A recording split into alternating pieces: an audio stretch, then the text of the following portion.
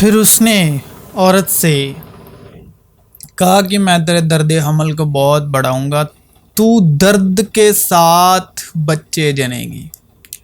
یہ درد حمل کی جو پیڑا ہے وہ یسوع مسیح کے صلیبی دکھ کا مکاشفہ ہے۔ تو مسیح یسوع کے صلیبی دکھ سے کون سی اولاد پیدا ہوئی؟ وعدے کی نسل، وعدے کی سنتان۔ وہ میراث ایمان کے سبب سے ملتی ہے تاکہ فضل کے طور پر ہو، یعنی مسیح نسل، روحانی نسل، آسمانی نسل۔ اس روحانی مکاشفہ کو سمجھنے کے لیے آخر تک بنے رہیں اور چینل کو ضرور سبسکرائب کریں۔ اس کی معموری میں سے ہم سب نے پایا، یعنی فضل پر فضل، فضل اور سچائی مسیح یشوع کی معرفت پہنچی۔ روح القدس کی مدد سے حکمت اور مکاشفہ کی روح سے ہم شرکت کر رہے ہیں، باپ کے کلام کے ساتھ، بیٹے کے کلام کے ساتھ، مسیح یسوع کے کلام کے ساتھ۔ جب عورت جننے لگتی ہے تو غمگین ہوتی ہے، اس لیے کہ اس کے دکھ کی گھڑی آ پہنچی۔ لیکن جب بچہ پیدا ہو چکتا ہے تو اس خوشی سے کہ دنیا میں ایک آدمی پیدا ہوا، اس درد کو پھر یاد نہیں کرتی۔ اب صلیب کا درد اور عورت کے جننے کا درد ایک ہی احساس ہے، درد ہے، اور یہ مسیح یسوع کی زبان کا کلام ہے۔ جو بچہ پیدا کرنے کا وقت یعنی عورت پر گزرتی ہے، یعنی اولاد پیدا کرنے کے وقت عورت پر گزرتی ہے، وہ صلیب پر مسیح یسوع کے ساتھ گزری، اور جو مسیح یسوع پر صلیبی دکھ کے وقت گزری وہ اولاد پیدا کرتے وقت عورت پر گزرتی ہے۔ عورت کا درد سب سے پہلے خدا نے سمجھا، کیونکہ خدا نے سب سے پہلے صلیب کے دکھ کو جان لیا تھا پہلے ہی۔ پھر اس نے عورت سے کہا کہ میں تیرے درد حمل کو بہت بڑھاؤں گا، تو درد کے ساتھ بچے جنے۔ یہ جسمانی طور پر تو عورت کے اولاد پیدا کرنے کا درد ہے، مگر روحانی طور پر مکاشفہ ہے۔ مکاشفہ کے طور پر یہ یسوع مسیح کا صلیبی دکھ ہے۔ اے خداوند، وہ مصیبت میں تیرے طالب ہوئے، جب تو نے ان کو تادیب کی تو انہوں نے گریاؤ جاری کی۔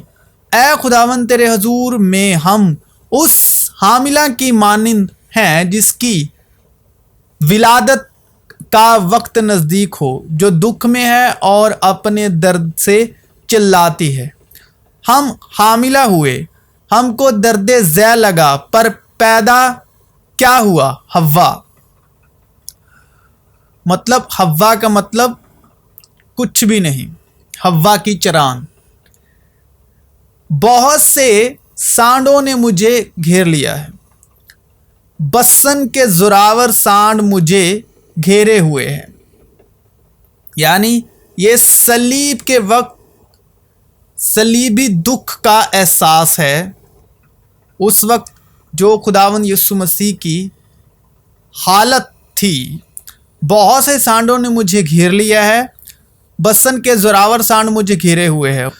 وہ پھاڑنے اور گرجنے والے ببر کی طرح مجھ پر اپنا منہ پسارے ہوئے ہیں۔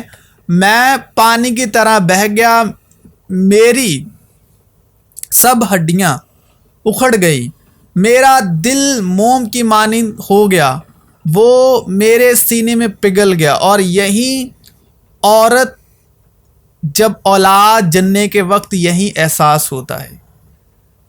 مسیح یشوع کے مطابق میری قوت ٹھیکرے کی مانند خشک ہو گئی، اور میری زبان میرے تالو سے چپک گئی، اور تو نے مجھے موت کی خاک میں ملا دیا، کیونکہ کتوں نے مجھے گھیر لیا ہے، بدکاروں کا گروہ مجھے گھیرے ہوئے ہے، وہ میرے ہاتھ اور میرے پاؤں چھیدتے ہیں، میں اپنی سب ہڈیاں گن سکتا ہوں، وہ مجھے تاکتے اور گھورتے ہیں، وہ میرے کپڑے آپس میں بانٹتے ہیں اور میری پوشاک پر کرا ڈالتے ہیں، لیکن تو اے خداوند دور نہ رہ۔ اے میرے چار ساز، میری مدد کے لیے جلدی کر، میری جان کو تلوار سے بچا، میری جان کو کتے کے قابو سے، مجھے ببر کے منہ سے بچا، بلکہ تو نے سانڈوں کے سینگوں میں سے مجھے چھڑایا ہے۔ یہی عورت کا اولاد پیدا کرنے کا دکھ ہے، اور یہی عورت یعنی حوا کا دکھ ہے، اور یہی مسیح یسوع کا صلیبی دکھ ہے۔ بلکہ عورت کے پاس یعنی ایک ماں جو ہے، جس کا درد حمل کے ساتھ جو اولاد جننے والی ہے، اولاد کو پیدا کیا، اس کے پاس مسیح یسوع کے صلیبی دکھ کا حقیقی طور پر احساس ہے۔ جس عورت نے، جس ماں نے اولاد پیدا کرنے کا درد سہا، اس کے پاس مسیح یسوع کے صلیبی دکھ کا حقیقی طور پر احساس ہے۔ جب کبھی مسیح یسوع کے صلیبی دکھ کا احساس یاد کرنا ہو تو وہ اپنے درد حمل کو، اولاد جننے کے درد کو یاد کر سکتی ہے۔ مگر اے بھائیو، اس کی کچھ حاجت نہیں کہ وقتوں اور موقعوں کی بابت تم کو کچھ لکھا جائے، اس واسطے کہ تم آپ خوب جانتے ہو کہ خداوند کا دن اس طرح آنے والا ہے جس طرح رات کو چور آتا ہے، جس وقت لوگ کہتے ہوں گے کہ سلامتی اور امن ہے، اس وقت ان پر اس طرح ناگہاً ہلاکت آئے گی جس طرح حاملہ کو درد لگتے ہیں، اور وہ ہرگز نہ بچیں گے۔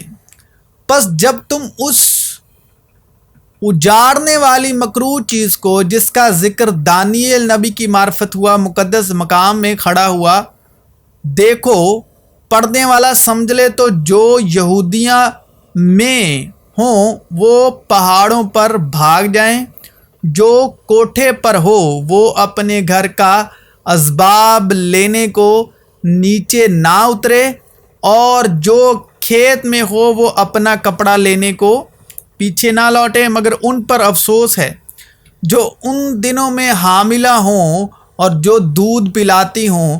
بس دعا مانگو کہ تمہیں جاڑوں میں یا سبت کے دن بھاگنا نہ پڑے، کیونکہ اس وقت ایسی بڑی مصیبت ہوگی کہ دنیا کے شروع سے نہ اب تک ہوئی، نہ کبھی ہوگی۔ اب جو یہ دودھ پلانے والی عورتیں ہیں، یہ کون ہیں؟ اور اے بھائیو، میں تم سے اس طرح کلام نہ کر سکا جس طرح روحانیوں سے، بلکہ جیسے جسمانیوں سے، اور ان سے جو مسیح میں بچے ہیں۔ یہ وہ عورتیں ہیں جو کلام کرنے والے ہیں، اور جنہوں نے جسمانی طور پر کلام کیا، جنہوں نے جسمانی طور پر کلام کیا، اور جو مسیح میں بچے ہیں۔ یہ دودھ پلانے والی عورتیں وہ ہیں جنہوں نے جسمانی طور پر کلام کیا اور روحانی طور پر کلام نہ کر سکے، اور یہ دودھ پینے والے وہ بچے ہیں جن کا جو ایمان ہے، جو مسیح میں بچے ہیں۔ تو کلام میں لکھا ہے کہ اگرچہ بچہ وارث ہی ہے، اگر وہ بچہ ہے تو اس میں اور غلام میں کوئی فرق نہیں۔ تو اے بھائیو، میں تم سے اس طرح کلام نہ کر سکا جس طرح روحانیوں سے، بلکہ جیسے جسمانیوں سے، اور ان سے جو مسیح میں بچے ہیں۔ تو یہ دودھ پلانے والی وہ عورتیں ہیں۔ میں نے تمہیں دودھ پلایا اور کھانا نہ کھلایا، کیونکہ تم کو اس کی برداشت نہ تھی، بلکہ اب بھی برداشت نہیں، کیونکہ اب تک جسمانی ہو۔ اس لیے کہ جب تم میں حسد اور جھگڑا ہے تو کیا تم جسمانی نہ ہوئے اور انسانی تاریخ پر نہ چلے؟ اس لیے کہ جب ایک کہتا ہے کہ میں پولس کا ہوں اور دوسرا کہتا ہے کہ میں اپولس کا ہوں، تو کیا تم انسان نہ ہوئے؟ اور پولس کیا چیز ہے اور پولس کیا؟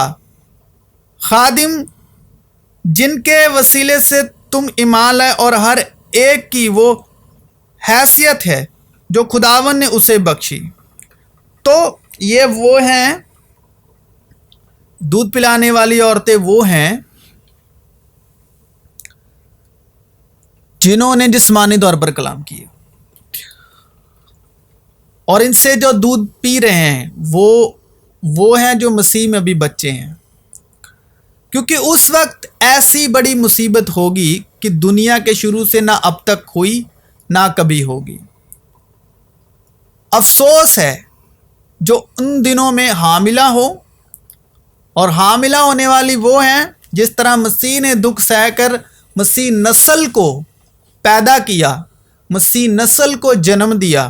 یہ اس خادم کی بات ہو رہی ہے، اس خادم کی بات ہو رہی ہے جو کلیسیا کو جنم دے رہا ہے یا دینے والا ہے۔ تو اس کا مکاشفہ ہے جو ان دنوں میں حاملہ ہوں اور جو دودھ پلاتی ہوں۔ پس دعا مانگو کہ تمہیں جاڑوں میں سے سبت کے دن بھاگنا نہ پڑے، کیونکہ اس وقت ایسی بڑی مصیبت ہوگی کہ دنیا کے شروع سے نہ اب تک ہوئی نہ کبھی ہوگی۔ جیسا نوح کے دنوں میں ہوا ویسا ہی ابن آدم کے آنے کے وقت ہوگا۔ کیونکہ ہم کو معلوم ہے ساری مخلوقات مل کر اب تک کراتی ہے اور درد ذہ میں پڑی تڑپتی ہے، اور نہ فقط وہی بلکہ ہم بھی جنہیں روح کے پہلے پھل ملے ہیں، آپ اپنے باطن میں کراتے ہیں اور لپالک ہونے یعنی اپنے بدن کی مخلصی کی راہ دیکھتے ہیں۔ چنانچہ ہمیں امید کے وسیلے سے نجات ملی۔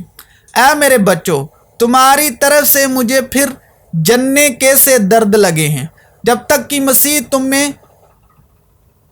صورت نہ پکڑ لے۔ ہمارے پیغام پر کون ایمان لایا اور خداوند کا بازو کس پر ظاہر ہوا؟ پر وہ اس کے آگے کوپل کی طرح اور خشک زمین سے جڑ کی مانند پھوٹ نکلا ہے، نہ اس کی کوئی شکل و صورت ہے نہ خوبصورتی، اور جب ہم اس پر نگاہ کریں تو کچھ حسن و جمال نہیں کہ ہم اس کے مشتاق ہوں۔ وہ آدمیوں میں حقیر و مردود، مرد غمناک اور رنج کا آشنا تھا، لوگ اس سے گویا روپوش تھے، اس کی تحقیر کی گئی اور ہم نے اس کی کچھ قدر نہ جانی، تو بھی اس نے ہماری مشقتیں اٹھا لی اور ہمارے غموں کو برداشت کیا، پر ہم نے اسے خدا کا مارا کوٹا اور ستایا ہوا سمجھا، حالانکہ وہ ہماری خطاؤں کے سبب سے گھائل کیا گیا اور ہماری بدکرداری کے باعث کچلا گیا۔ ہماری سلامتی کے لیے اس پر کیا ہوئی؟ سیاست ہوئی۔ ہماری سلامت کے لیے اس پر سیاست ہوئی تاکہ اس کے مار خانے سے ہم شفا پائیں۔ ہم سب بھیڑوں کی مانند بھٹک گئے، ہم میں سے ہر ایک اپنی راہ کو پھرا، پر خداوند نے ہم سب کی بدکرداری اس پر لا دی۔ وہ ستایا گیا تو بھی اس نے برداشت کی اور منہ نہ کھولا۔ جس طرح برہ جسے ذبح کرنے کو لے جاتے ہیں اور جس طرح بھیڑ اپنے بال کترنے والوں کے سامنے بے زبان ہے، اسی طرح وہ خاموش رہا۔ وہ ظلم کر کے اور فتویٰ لگا کر اسے لے گئے، پر اس کے زمانے کے لوگوں میں سے کس نے خیال کیا کہ وہ زندوں کی زمین سے کاٹ ڈالا گیا؟ میرے لوگوں کی خطاؤں کے سبب سے اس پر مار پڑی، اس کی قبر بھی شریروں کے درمیان ٹھہرائے گی، اور وہ اپنی موت میں دولت مندوں کے ساتھ ہوا، حالانکہ اس نے کسی طرح کا ظلم نہ کیا اور اس کے منہ میں ہرگز چھل نہ تھا، لیکن خداوند کو پسند آیا کہ اسے کچلے۔ اس نے اسے غمگین کیا۔ جب اس کی جان گناہ کی قربانی کے لیے گزرانی جائے گی تو وہ اپنی نسل کو دیکھے گا۔ نسل کو دیکھے گا۔ نسل کون سی ہے؟ مسیح نسل۔ اس کی عمر دراز ہوگی اور خدا کی مرضی اس کے ہاتھ کے وسیلے سے پوری ہوگی، یعنی ید، عبرانی میں ید، مسیح یسوع خدا کا ہاتھ ہے۔ بلند بازو، اپنی جان ہی کا دکھ اٹھا کر وہ اسے دیکھے گا اور سیر ہوگا۔ اپنے عرفان سے میرا صادق خادم بہتوں کو راست بار ٹھہرائے گا، کیونکہ وہ ان کی بد کرداری خود اٹھا لے گا، اس لیے میں اسے بزرگوں کے ساتھ حصہ دوں گا اور وہ لوٹ کا مال زوراوروں کے ساتھ بانٹ لے گا، کیونکہ اس نے اپنی جان موت کے لیے انڈیل دی اور وہ خطا کاروں کے ساتھ شمار کیا گیا، تو بھی اس نے بہتوں کے گناہ اٹھا لیے اور خطا کاروں کی شفاعت کی، اور اس نے تمہیں بھی زندہ کیا جب اپنے قصوروں اور گناہوں کے سبب مردہ تھے، جن میں تم پیشتر دنیا کی روش پر چلتے تھے اور ہوا کی عملداری کے حاکم یعنی اس روح کی پیروائی کرتے تھے جو اب نافرمانی کے فرزندوں میں تاثیر کرتی۔ ان میں ہم بھی سب کے سب پہلے اپنے جسم کی خواہشوں میں زندگی گزارتے اور جسم اور عقل کے ارادے پورے کرتے تھے اور دوسروں کی مانند تابع طور پر غضب کے فرزند تھے، مگر خدا نے اپنے رحم کی دولت سے اس بڑی محبت کے سبب جو اس نے ہم سے کی، جب قصوروں کے سبب مردہ ہی تھے تو ہم کو مسیح کے ساتھ زندہ کیا۔ تم کو فضل ہی سے نجات ملی ہے اور مسیح یسوع میں شامل کر کے اس کے ساتھ جلایا اور آسمانی مقاموں پر اس کے ساتھ بٹھایا، تاکہ وہ اپنی اس مہربانی سے جو مسیح یسوع میں ہم پر ہے، آنے والے زمانوں میں اپنے فضل کی بے نہایت دولت دکھائے، کیونکہ تم کو ایمان کے وسیلے فضل ہی سے نجات ملی ہے، اور یہ تمہاری طرف سے نہیں، خدا کی بخشش ہے، اور نہ اعمال کے سبب سے ہے، تاکہ کوئی فخر نہ کرے، کیونکہ ہم اسی کی کاریگری ہیں اور مسیح یسوع میں ان نیک اعمال کے واسطے مخلوق ہوئے جن کو خدا نے پہلے سے ہمارے کرنے کے لیے تیار کیا تھا۔ بس یاد کرو کہ تم جو جسم کے روح سے غیر قوم والے ہو، اور وہ لوگ جو جسم میں ہاتھ سے کیے ہوئے ختنے کے سبب مختون کہلاتے ہیں، تم کو نامختون کہتے ہیں۔ اگلے زمانے میں مسیح سے جدا اور اسرائیل کی سلطنت سے خارج اور وعدے کے عہدوں سے ناواقف اور نا امید اور دنیا میں خدا سے علیحدہ تھے، مگر تم جو پہلے دور تھے اب مسیح یسوع میں مسیح کے خون کے سبب سے نزدیک ہو گئے ہو، کیونکہ وہ ہماری صلح ہے، جس نے دونوں کو ایک کر لیا اور جدائی کی دیوار کو جو بیچ میں تھی ڈھا دیا، چنانچہ اس نے اپنے جسم کے ذریعے سے دشمنی یعنی وہ شریعت جس کے حکم ضابطوں کے طور پر تھے موقوف کر دی، تاکہ دونوں سے اپنے آپ میں ایک نیا انسان پیدا کر کے صلح کرا دے اور صلیب پر دشمنی کو مٹا کر اور اس کے سبب سے دونوں کو ایک تن بنا کر خدا سے ملائے، اور اس نے آ کر تمہیں جو دور تھے اور انہیں جو نزدیک تھے دونوں کو صلح کی خوشخبری دی، کیونکہ اسی کے وسیلے سے ہم دونوں کی ایک ہی روح میں باپ کے پاس رسائی ہوتی ہے۔ بس اب تم پردیسی اور مسافر نہیں رہے، بلکہ مقدسوں کے ہم وطن اور خدا کے گھرانے کے ہو گئے، اور رسولوں اور نبیوں کی نیو پر، جس کے کونے کے سرے کا پتھر خود مسیح یسوع ہے، تعمیر کیے گئے ہو۔ اسی میں ہر ایک عمارت مل ملا کر خداوند میں ایک پاک مقدس بنتی جاتی ہے، اور تم بھی اس میں باہم تعمیر کیے جاتے ہو، تاکہ روح میں خدا کا مسکن بنو۔ دیکھو، اولاد خداوند کی طرف سے میراث ہے، اور پیٹ کا پھل اس کی طرف سے عذر ہے، تاکہ مسیح یسوع میں ابراہیم کی برکت غیر قوموں تک بھی پہنچے، اور ہم ایمان کے وسیلے سے اس روح کو حاصل کریں جس کا وعدہ ہوا ہے، یعنی اسپرٹ آف سن، یعنی اسپرٹ آف کرائسٹ، مسیح کی روح۔ بلکہ یہ لکھا ہے کہ اسحاق ہی سے تیری نسل کہلائے گی، یعنی جسمانی فرزند خدا کے فرزند نہیں۔ جو جسمانی ہیں وہ جسمانی باتوں کے خیال میں رہتے ہیں، جو روحانی وہ روحانی باتوں کے خیال میں رہتے ہیں۔ جسمانی نیت موت ہے اور روحانی نیت زندگی اور اطمینان ہے۔ بلکہ جو وعدے کے فرزند ہیں وہ نسل گنے جاتے ہیں، کیونکہ وعدے کا قول یہ ہے کہ میں اس وقت کے مطابق آؤں گا اور سارا کے بیٹا ہوگا، यानी स्पिरिट ऑफ सन यानी बेटे की रूह। और चूंकि तुम बेटे हो इसलिए खुदा ने अपने बेटे की रूह हमारे दिलों में भेजी, जो अब्बा यानी है बाप कह कह कर पुकारती है। बस अब तू गुलाम नहीं बल्कि बेटा है, और जब बेटा हुआ तो खुदा के सबब वारिस भी हुआ। रूह खुद हमारी रूह के साथ मिलकर गवाही देती है कि हम खुदा के फर्जंद हैं, और अगर फर्जंद हैं तो वारिस भी हैं, यानी खुदा के वारिस और मसीह के हम मिरास, बशर्ते कि हम उसके साथ दुख उठाएं ताकि उसके साथ जलाल भी पाएं। बस इब्राहिम और उसकी नस्ल से वादे किए गए। वो ये नहीं कहता कि नस्लों से, जैसा बहुतों के वास्ते कहा जाता है, बल्कि जैसा एक के वास्ते कि तेरी नस्ल को, और वो मसीह है। बस अब जो मसीह यस्सु में है उन पर सजा का हुक्म नहीं। इसलिए अगर कोई मसीह में है तो वो नया मखलूक है, पुरानी चीजें जाती रही, देखो वो नई हो गई। ना कोई यहूदी रहा, ना यूनानी, ना गुलाम, ना आज़ाद, ना कोई मर्द ना औरत, क्योंकि तुम सब मसीह यस्सु में एक हो। और जैसे आदम में सब मरते हैं वैसे ही मसीह में सब जिंदा किए जाएंगे। मैं मसीह के साथ मसलूब हुआ हूँ, और अब मैं जिंदा ना रहा बल्कि मसीह मुझ में जिंदा है। और मैं जो अब जिस्म में ज़िंदगी गुजारता हूँ तो खुदा के बेटे पर ईमान लाने से गुजारता हूँ, जिसने मुझसे मोहब्बत रखी और अपने आप को मेरे लिए मौत के हवाले कर दिया। जब वो दिन नज़दीक आए कि वो ऊपर उठाया जाए तो ऐसा हुआ कि उसने यरूशलेम के जाने को कमर बांधी और अपने आगे कासिद भेजे। वो जाकर सामरियों के एक गांव में दाखिल हुए ताकि उसके लिए तैयारी करे, लेकिन उन्होंने उसको टिकने ना दिया क्योंकि उसका रुख यरूशलेम की तरफ था।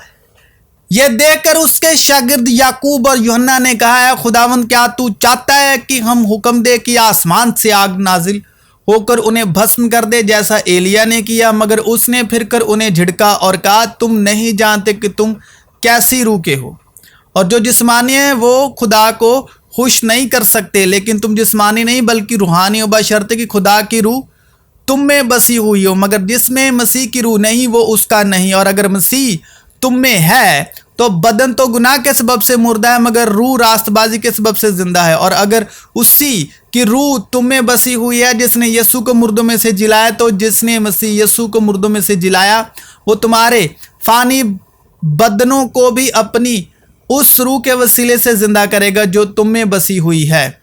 और शागिर्द पहले अंताकिया ही में मसीह कहलाए। क्या तुम नहीं जानते कि हम जितनों ने मसीह यीशु में शामिल होने का बपतिस्मा लिया तो उसकी मौत में शामिल होने का बपतिस्मा लिया? बस मौत में शामिल होने के बपतिस्मा के वसीले से हम उसके साथ दफन हुए, ताकि जिस तरह मसीह बाप के जलाल के वसीले से मुर्दों में से जिलाया गया, उसी तरह हम भी नई जिंदगी की राह चलें और नई इंसानियत को पहने जो खुदा के मुताबिक सच्चाई की रास्तबाजी और पाकीज़गी में पैदा की गई है। और नई इंसानियत को पहन लिया जो मार्फत हासिल करने के लिए अपने खालिक की सूरत पर नहीं बनती जाती, और इस जहाँ के हम शक्ल ना बनो बल्कि अकल नहीं हो जाने से अपनी सूरत बदल दे जाओ, ताकि खुदा की नेक और पसंदीदा और कामी मर्जी तजर्बे से मालूम करते रहो। मसीह यीशु में आप सबों की सलामती हो।